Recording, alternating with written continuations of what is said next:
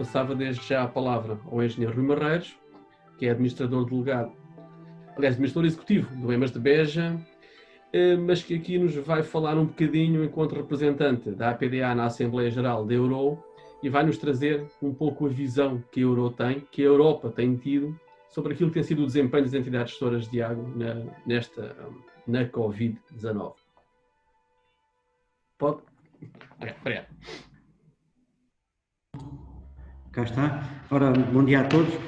Muito obrigado também pela vossa presença. Eu fazia só duas notas prévias, se me permitem, antes de lançar aqui algumas questões para o debate, tal como o Paulo Nico sugeriu. Uma delas era também destacar a capacidade de adaptação do setor, vamos analisar agora, mas também dar os parabéns pela capacidade de adaptação da própria APDA. E, portanto, quer ao staff direto da APDA, mas também, no fundo, a todos nós que acabamos, de alguma forma, por pertencer à APDA, nas várias comissões especializadas, enfim, no Conselho Consultivo, porque, de facto, notou-se aqui uma resposta neste setor também rápida e, portanto, eu diria que nos conseguimos adaptar na transmissão da informação e, portanto, no contacto uns com os outros, e acho que isso também foi e vai continuar a ser, se calhar por algum tempo, muito importante para mantermos os contactos e a ligação e a partilha e a troca de informação, que eu acho que é um dos pilares fundamentais da existência da APDA, também como apoio ao setor. Depois também aproveitava só para fazer um breve enquadramento relativamente àquilo que é a Euro. Eu suponho que a maior parte das pessoas, direto ou indiretamente, já se cruzou, pelo menos com esse nome, mas era importante deixar aqui 4 ou 5 grandes números. Portanto, a Euro é uma organização europeia e que, no fundo, é uma federação das associações nacionais de água. Portanto, em Portugal é representada pela Assembleia Geral, que eu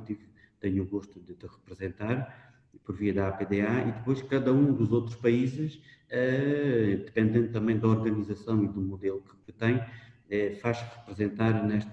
nesta associação. Para termos uma ideia do setor, portanto, estamos a falar da representação de 29 países e, portanto, tem aqui um peso relativo significativo. Ao nível de entidades gestoras que indiretamente estão representadas pelas suas associações, estamos a falar de cerca de 70 mil entidades gestoras, portanto, é um universo enormíssimo, com um nível de contacto, obviamente, também muito grande. Ao nível dos profissionais que trabalham nestas entidades gestoras e, portanto, que no dia-a-dia têm papéis muito semelhantes ao nosso, estamos a falar quase de meio milhão de profissionais no setor da água e, portanto, a Euro, em termos europeus, tem aqui um peso importante, que se traduz num dos grandes objetivos, que é ter, e o escritório em Bruxelas, e portanto todo o quartel-general da Euro funciona em Bruxelas, porque de facto um dos objetivos, não direi o principal, mas um dos mais relevantes, no fundo é a interação com os vários órgãos da Comissão Europeia para, no fundo, nos representar os interesses dos seus associados. A Euro também tem, obviamente, associados públicos e privados, conforme os modelos dos vários países, e, portanto, também é, às vezes, destas diferentes visões e das posições estratégicas de cada um dos países, ou de blocos de países que, no fundo, em conjunto defendem uma ou outra opinião, que se vai construindo também, digamos, a gestão da água em termos europeus e que algumas destas informações que nós pretendemos vincular chegam aos vários órgãos por via desta associação e, portanto, tem um peso aqui importante que eu gostava de destacar. Depois, para entrar propriamente no tema, era importante dizer que, de facto, a Euro, tal como o restante setor, reagiu também, eu diria, logo nos primeiros dias. Portanto, quando se começou a perceber, mais ou menos em simultâneo, embora nos países com uma rapidez diferente, tínhamos esta questão entre mãos, criou-se muito rapidamente uma plataforma, ou no fundo antecipou-se até algumas das plataformas que estavam a ser criadas para troca de informação de outras áreas, para nos focarmos especificamente nesta matéria do Covid, em que, numa fase até inicial, em que todos tínhamos pouca ou quase nenhuma informação, foi muito importante esta troca de partilha entre as experiências dos vários países e a diferença dos vários setores mais ligados à água, mais ligados ao saneamento, e, portanto, perceber o que é que se podia fazer numa fase muito embrionária. E, portanto, isso ajudou a que, mais uma vez, o setor da água também respondesse de uma forma muito positiva. E, portanto, aquilo que se montou como resposta a esta estratégia foi, para além de outras participações, mas, portanto, todos os membros da Assembleia Geral reuníamos uma vez por semana e, portanto, fazíamos a comparação e a partilha de informação sobre o estado, digamos,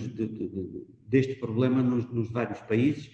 ao nível do abastecimento de água, ao nível das águas residuais e depois no impacto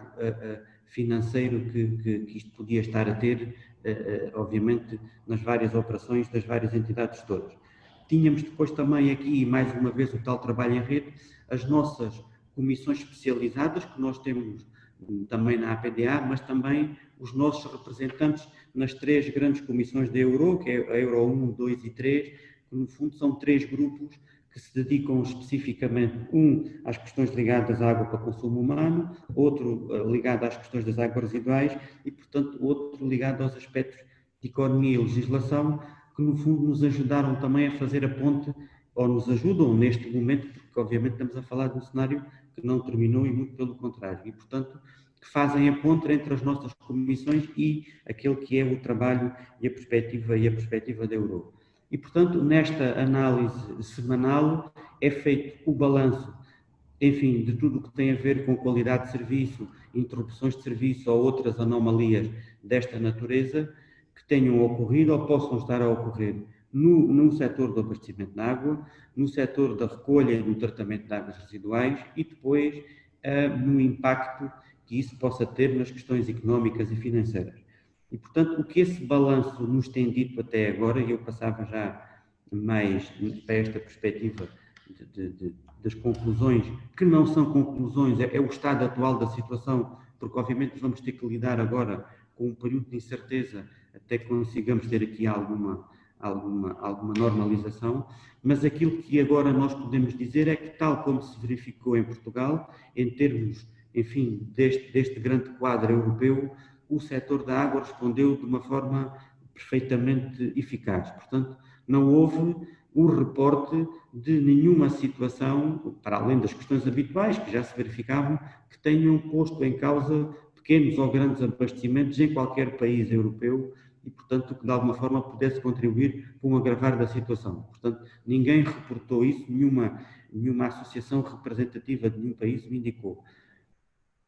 Tal como nas águas residuais também, portanto, não houve, de facto, nenhuma interrupção de serviço, nem nenhuma anomalia acrescida relativamente a esta situação. Em alguns casos, eu diria até pelo contrário, porque algumas entidades que tinham projetos em carteira, e em Portugal temos muitos casos desses também, ao nível, por exemplo, da digitalização do serviço ou na relação com o cliente, acabaram por acelerar esses processos, no fundo, para abrir outra interface e poder manter a relação com os clientes sem ter um contacto direto. Isso foi, digamos, um acelerador e nós aqui na EMAS Beja, por exemplo, aproveitámos isso para, no fundo, pôr na rua rapidamente projetos que se calhar tinham levado mais tempo a ser postos no terreno. Ao nível também de estudos, ao nível das águas residuais, aí notou-se também uma grande, digamos, uma grande proliferação de trabalho já muito dedicados a esta questão específica e, portanto, destinados a identificar alguns elementos que pudessem contribuir ou para a análise, ou para encontrar resultados, ou para criar mapas de risco. Portanto, tudo isto acabou por estimular-nos e estimular também a comunidade do setor. Aquilo que preocupa, ou preocupou mais, continua a preocupar e que nos traz aqui alguma incerteza relativamente ao futuro, e estou aqui a falar de números europeus, tem a ver com, e em Portugal também se registou, também só dizer que a amostra, digamos, que nós fomos conseguindo ao nível nacional, teve a participação de uma série de entidades que nos iam reportando essa informação, no qual o Paulo Nico também com a comissão dele teve aqui um papel muito importante na compilação desta informação, que incluía os CIMAS da Almada, de Leiria, os CIMAS de Oeiras e Amadora, a Aquapor, Águas do Algarve, a EPAL, Águas do Porto, Câmara Municipal do Barreiro, Alto Minho, Águas do Norte, é Mar de Beja, portanto havia aqui uma representatividade grande em termos de dimensão e em termos de território. Mas pronto, arrumadas as questões da manutenção da qualidade de serviço e da inexistência de problemas na água e no saneamento, há uma questão, e estou a falar especificamente da Euro, que neste momento traz uma preocupação acrescida, tem a ver com a diminuição da faturação, portanto, na verdade, com as diminuições dos consumos que foram registados, e há um padrão mais ou menos comum, que é um aumento maior ou menor, conforme as entidades gestoras, dos consumos domésticos. Isto é mais notório em algumas regiões, enfim, tem a ver depois com as características próprias, mas noutras, uma diminuição brutal dos consumos do comércio e da indústria, como naturalmente é bom de ver, principalmente nas questões associadas ao comércio, ao turismo, hotéis, restauração, portanto, uma diminuição brutal. Que depois traz aqui, digamos, um problema acrescido que tem a ver com as diferenças tarifárias que podem no fundo, perturbar aquilo que era o plano de negócios e, portanto, perturbar aquilo que estava estruturado em termos de receitas. Nós, em junho, agora estes dados vão ter que ser atualizados, mas em junho o ponto de situação dos vários países no quadro de Euro indicava uma redução total dos volumes na ordem dos 23%, em termos globais. 23% de redução e uma dificuldade de cobrança em cerca de 19%. E porquê? Porque depois há aquelas questões do impacto social, mais uma vez dependendo das regiões. A maior parte das entidades gestoras, eu acho que se não todas, interrompeu, e bem, a questão dos cortes e, portanto, tudo isto agravou em termos também de cobrança destes problemas. E, portanto, a Euro, neste momento, não, entretanto, também preparou uma contribuição para o plano de recuperação económica, portanto, obviamente que isto também sinalizar em termos europeus essa questão e dos vários pontos, enfim, que não são muito agora importantes para o caso, mas um deles, aliás, o segundo, com um grande nível de destaque, é de facto a preocupação com esta perturbação da sustentabilidade que estava definida para as entidades gestoras e, portanto, dos riscos acrescidos que isto pode trazer ao nível da sustentabilidade financeira, cumprimento dos planos de investimentos, que é uma situação que poderá tender a agravar-se, naturalmente, com o prolongar desta situação. Também foi analisado se havia, em algum caso, a participação de dos governos diretamente no apoio às entidades gestoras para suprir aqui algumas carências e criar aqui um modelo eventualmente inovador que